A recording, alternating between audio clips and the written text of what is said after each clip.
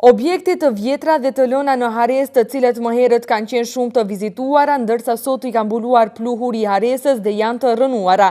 Përmes fotografisë, artistja gjermane Natalia Ziper i ka sjellë këta objekte para tetovarëve.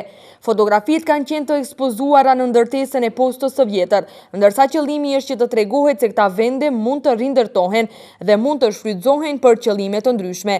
Në këtë rast, posta e vjetër i ngjante një galerie. Bëhet fjalë për impresionet e mia në bëhet fjalë për qëndrimin tim të parë 24 orësh këtu.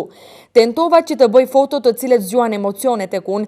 Vërej se tetova gjatë ditës është e dendur me lëvizje, kurse gjatë natës është e zbrazur. Në fotografi janë treguar vende të cilat janë të rënuara, të cilat dikur kanë pasur shumë rëndësi, tha ajo. Ekspozita është në kuadër të projektit Qëndrimi i artistit. Ziper është artisti i tretë që na sjell qytetin e Tetovës përmes fotografive shikuar nga syri i saj. Ndërkaq në Tetov, ky projekt realizohet nga Qendra për Bashkëpunim Ballkanik.